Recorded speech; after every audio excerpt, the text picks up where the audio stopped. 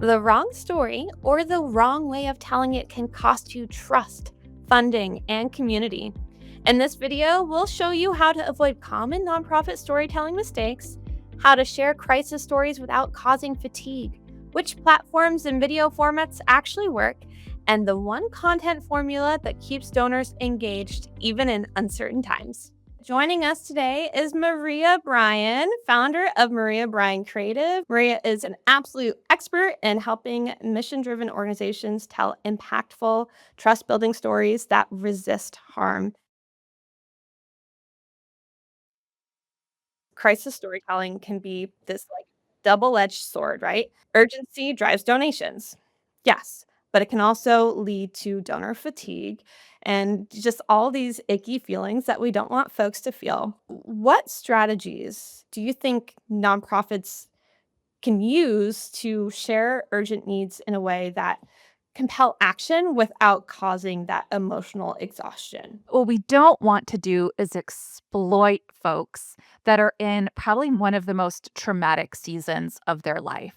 So make sure that you have consent and that you're providing lots of autonomy and agency to people who are sharing their stories. Also, let's not have a new crisis of the month. You might have one crisis and realize, whoa, we absolutely succeeded our goals, and even unintentionally start kind of seeking out crises and to start really forming your campaigns and your appeals around crises.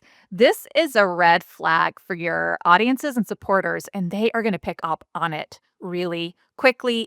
It'll make you less credible.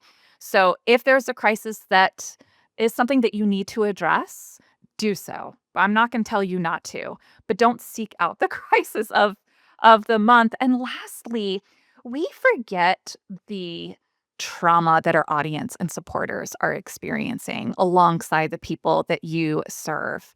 So don't present the problem and the problems that you solve in a way that is so overwhelming that folks just disassociate and they can't even, take part or get to the call to actions, especially if they feel like, why donate? You want folks to feel like their contributions will actually make a meaningful difference. Here's a few things that you can do. And one is let's balance urgency, right? Because, we want to be vigilant right now. We want to share important information so people can make actions. So, yes, let's share urgency, but let's do so with hope.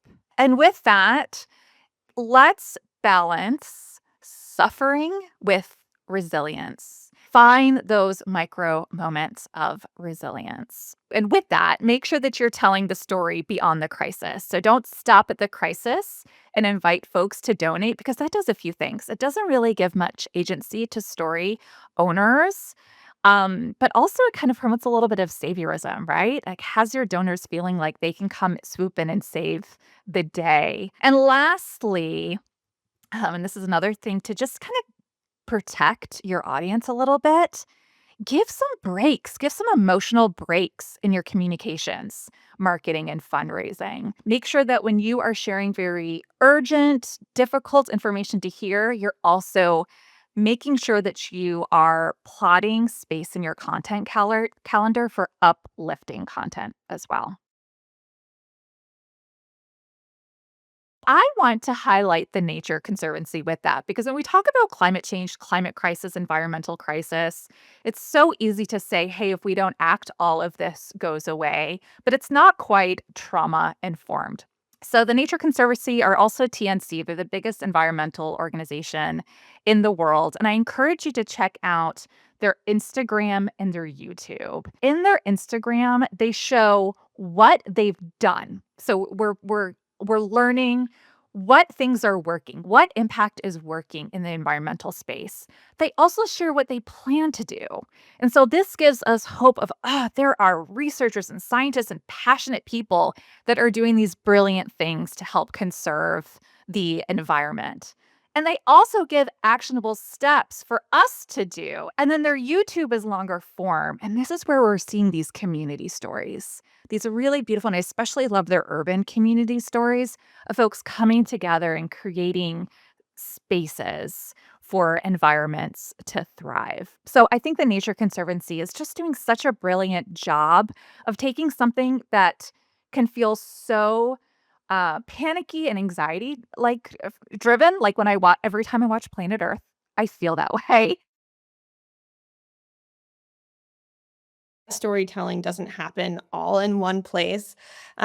Which channels have you seen deliver the biggest successes? I think that first and foremost, your website and your donor page are really important because this is where folks are learning the most about the problem you're solving and what your solution is, and then how you can take part. Maybe it's your donation page, maybe it's a volunteer page.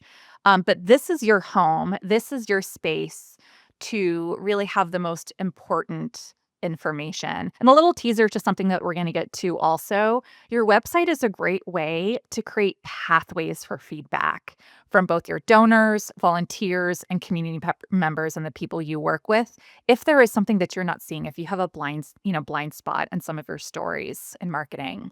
All of different social media platforms serve different purposes.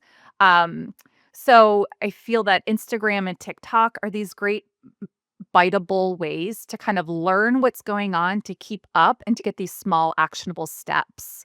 But when you are digging deep, YouTube is such a great platform. When you really need the good information, you will go to YouTube. So right now, video is a great way to build authority with your solutions and with your stories of hope and transformation. Different audiences respond in different ways, right? Depending on where they're engaging with your content. So I think knowing your audience, and meeting them where they're at is a really Right. big part of Right. that.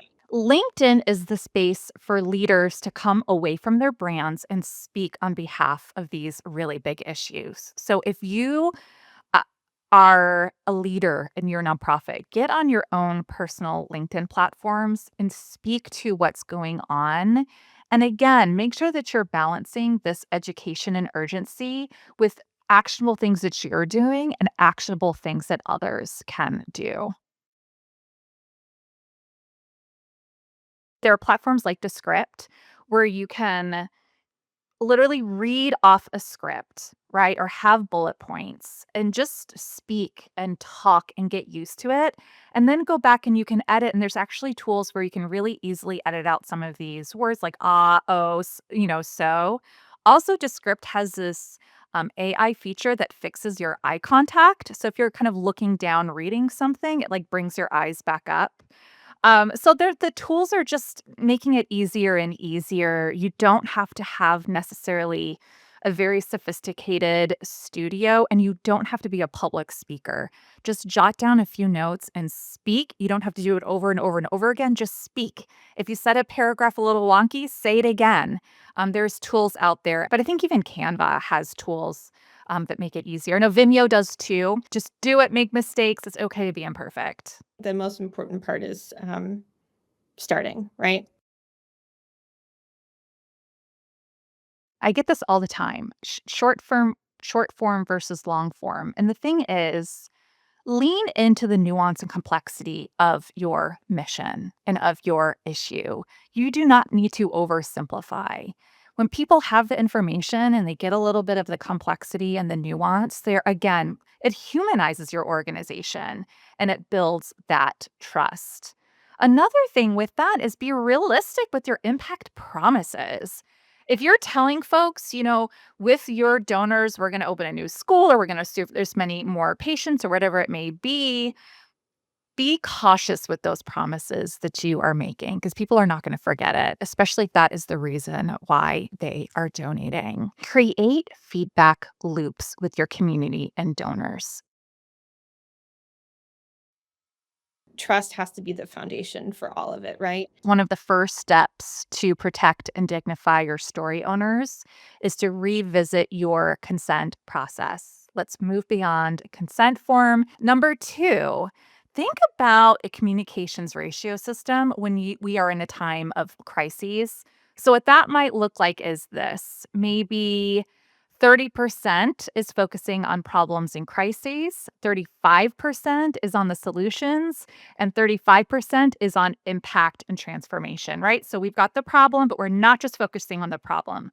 We're also going to say what we're going to do, and then we're going to show what we're going to do. So look at your content calendar, make sure that you have a ratio of each so you're not overly leaning into crisis and trauma.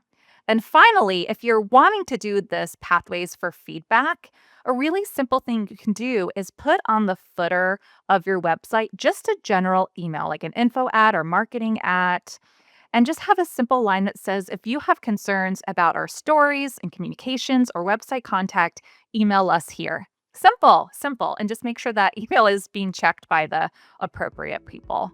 As you move forward, keep these practices close. Ethical storytelling doesn't just raise awareness, it builds trust, hope, and lasting impact. If this helped you, hit like, leave a comment, and subscribe to stay connected and help others find their voice too.